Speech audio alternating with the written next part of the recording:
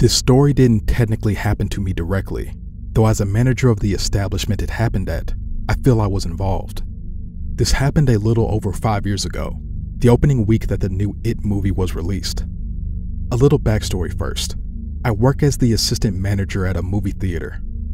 This isn't a big chain theater like Cinemark or Regal. It's a family-owned company that only has 6 locations. A friend of mine who also works at the theater, Kath, works as a floor employee selling tickets, picking up trash during the day, working the concession stand, etc. Another position available at our theater is a cleaner. These are workers who come in around 7 a.m. and clean the theater before we open, so that everything is nice and tidy before the moviegoers rush to the box office. Floor employees who want to get some extra hours can opt to come in and work as cleaners as well. Kath briefly took up this position for a couple of months when she was short on money and needed a little extra cash. After those few months, she decided to give it up since she was getting tired and would often have to work later in the night and wasn't feeling it anymore. One day, about a month after Kath had stopped working as a cleaner, the cleaners were hard at work as the new It movie had just come out and the theaters from the night before were most likely trashed. One cleaner, Deb, was taking out bags of trash. There are exit doors that lead to the back of the building where the dumpsters are.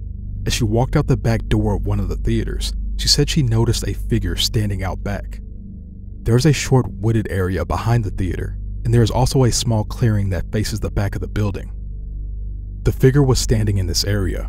It's far enough away that one might not be able to make out much detail.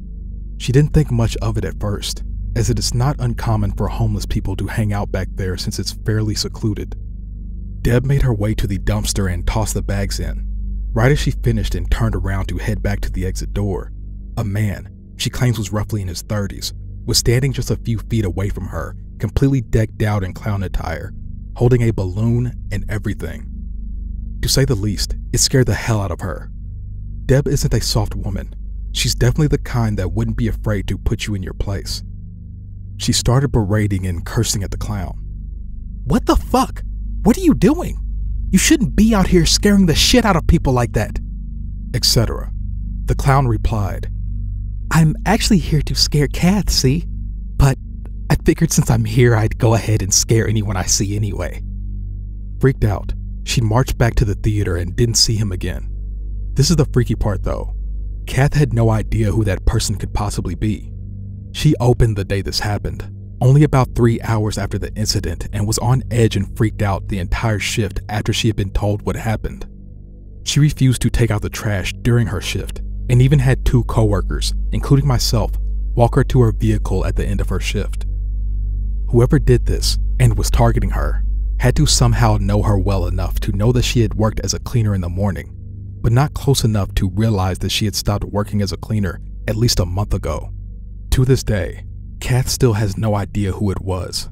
A couple theories have popped up, including her boyfriend, though my coworkers and I have met him, and it's easy to say he's not the type to pull something like this. Also, they live with each other, and she would obviously realize if he wasn't home in the morning before her shift. I talked with everyone about this to try to get to the bottom of it. The cleaner, Deb, claims that the man looked like the spitting image of the clown from It, and was horrifying. We do have cameras out back now, but they are recently installed and are rough quality, so either they hadn't been put up at this point, or our general manager tried to look at the footage and couldn't make out what was happening that far away from the camera. So, creepy It impersonator, let's not meet, ever, and please don't mess with my friend again.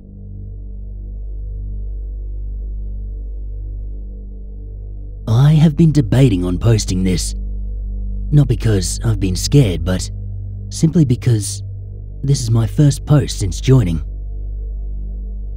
Please forgive my writing, as sometimes my wording and punctuation could be better.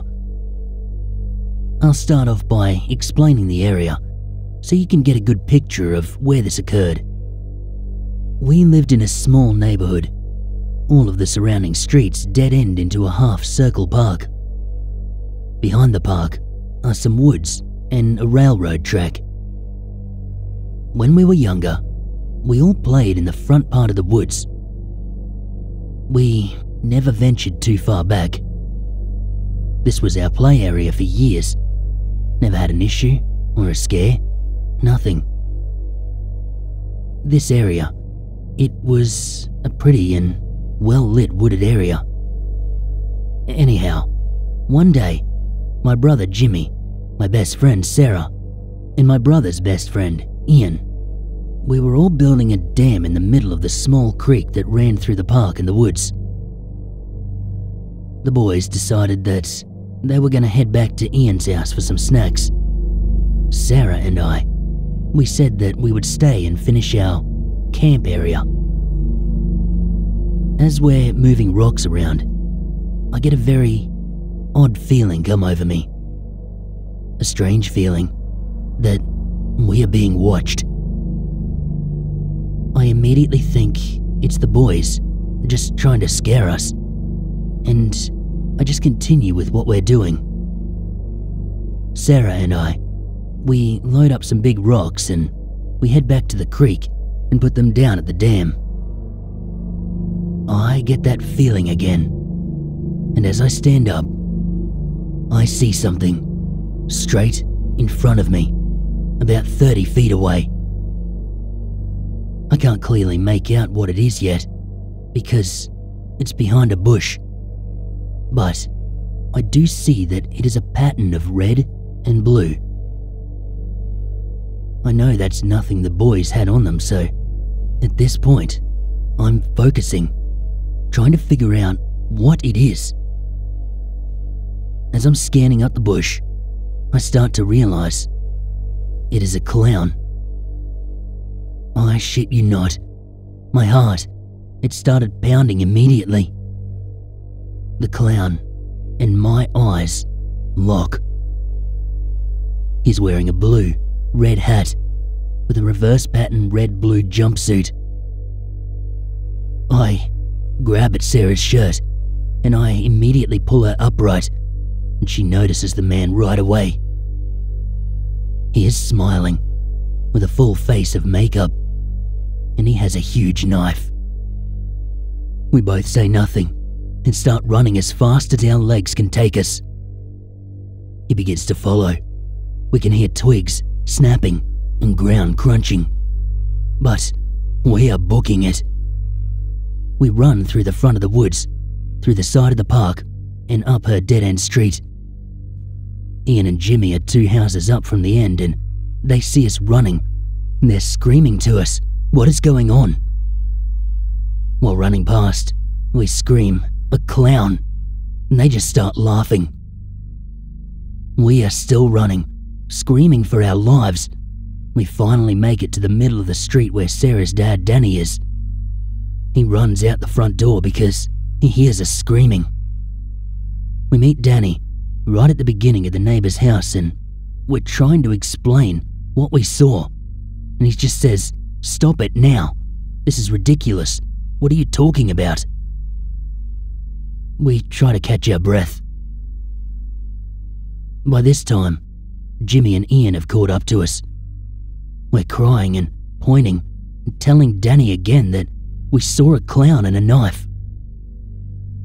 Jimmy and Ian, they're just laughing. Danny is asking if they played a prank on us.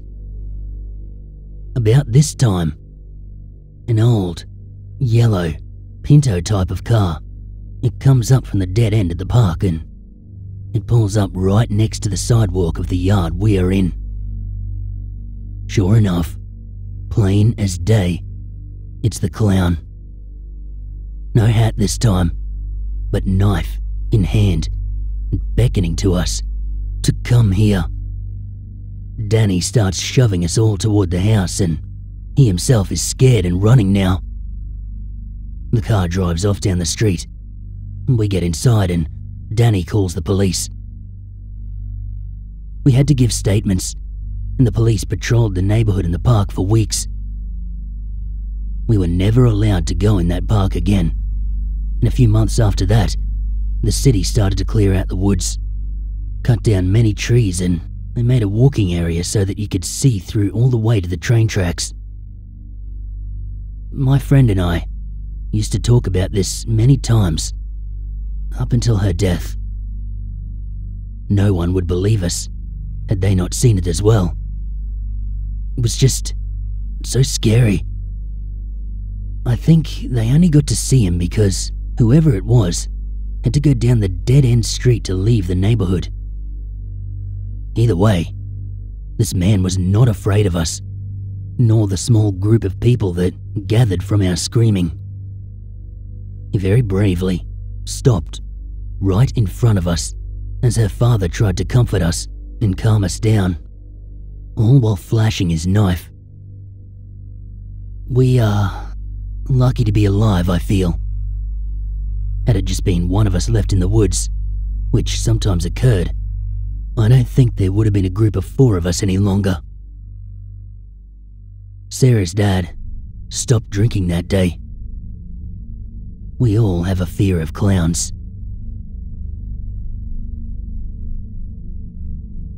My friend, Kayla, and I are both girls.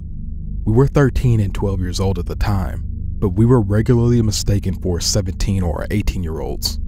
By this point in our lives, we'd been hit on by teenagers and full-grown men, assuming we were older a number of times. Anyways, we both took Irish step dancing classes. Our class got to be part of a St. Patrick's Day parade. Our dresses had no pockets to hold my cell phone, so I just told my mom to meet us where the parade ended, hoping she'd be able to figure out where that was because nobody had told us the parade route. Well, the parade ends, and my mom is nowhere in sight. Assuming she's waiting in the car in one of the huge parking lots, we go wandering amongst the cars, hoping to spot her. Halfway through the first lot, we spot a group of clowns behind us in the distance, walking in our general direction.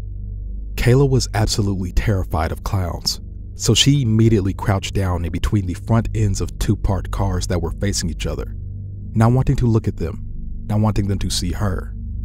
I quickly kneeled down too because I feel like an idiot, and we just sat there waiting silently, staring at the ground, until enough time passed that they'll be out of sight. After a few minutes, I suddenly get a weird feeling and turn around, only to see one of the clowns. A youngish man dressed like a hobo is standing right behind me, leaning over to get a better look at us. We both kind of scream and jump up, and I immediately whip around to make sure that there's not another one on the other side, completely trapping us. But there wasn't, thank God. Not knowing how long he'd been standing there looking at us, but hoping he'd just walked up, I made up some bullcrap excuse for why we were down there, like, "I guess that quarter must have rolled further than we thought, Kayla. I think it's gone for good." And then looked at the man and said, "Heh, we were just looking for the change she dropped." I'm sure it wasn't very convincing, but the weird thing is, the guy never said a word. He never actually asked why we were down there, and he didn't apologize for scaring us or anything. He just stared at us silently. I'd like to think that the look on his face was either just confusion or non-malice amusement, like, "I know exactly why you were hiding, but I think it's kind of funny this is freaking out your friend." But it was pretty much impossible to tell his actual expression because of the fake smile painted on his face, which is exactly why clowns are so disturbing in the first place. Not wanting to stick around and deal with him any longer, I grabbed Kayla's arm and quickly dragged her in the other direction since she was still staring at him in horror. When we finally looked behind us, the whole group of clowns was gone, and Kayla had to sit down again for a little while to calm down. We found my mom in the next parking lot, and she thought the story was kind of funny because Kayla always overreacted when she thought things were creepy. Honestly, the dude probably just saw us suddenly ducking down and wanted to know why we never came back up. Or he could tell that we were scared and told his friends, "Hey, watch this. I'm going to scare the bejesus out of these girls," since we didn't actually look like children. I'm thinking my friend's fear was just contagious, but I can't deny that I was terrified when I turned around and saw him standing so close because I never heard him walking. Still, he probably was nowhere near as creepy as the clowns in the circus my brother performed in.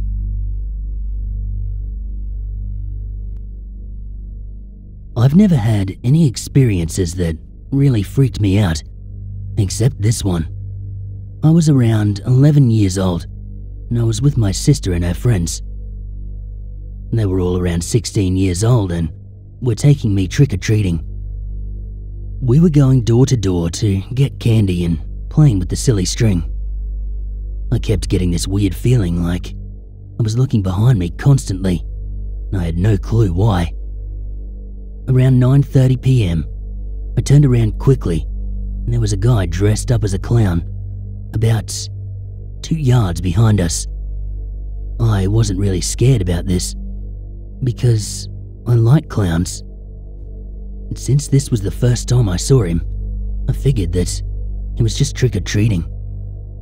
But he followed us for another hour, never getting any candy, and waiting for us at each house we stopped at. At this point, I was stressing, and I told my sister about the clown. She decided that we try to go a completely different route and see if he still follows us. So, we all crossed the street, and he followed us. My sister absolutely hates clowns, so she was freaked out. She called our dad to pick us up. We continued walking for around 30 minutes until our dad called us, saying where he was parked. We all started walking fast toward the direction of my dad's car. But that's when the clown ran in front of us and tried to corner us. I think he knew that we were trying to leave. My sister and her friends, they were freaking out, and me, being a naive and outspoken kid, I yelled at the clown to leave us alone. I remember that he tilted his head to the side when I said that, kinda like a confused dog. I grabbed my sister's silly string, and I told the clown that if he didn't leave us alone, I'd ruin his outfit with the silly string. Again, I was just a naive kid. I actually thought that he would be scared of silly string. The clown didn't back off, so I stringed him all over his mask and costume. While I did this, my sister called our dad again, telling him to hurry where we were. The clown struggled to get the string off his mask so he could see, but we were already running. My dad came around the corner, and we all rushed inside the car. The clown caught up with us, trying to open the car door, but it was locked. As my dad hit the gas, the clown slammed his hands on the back window. I remember watching him at the back window, trying to chase the car, but failing. I never figured out what was up with that clown, but there were other reports of a clown with the same description, chasing kids in the area. Creepy clown, I hope that the silly string ruined your outfit, and that we never meet again.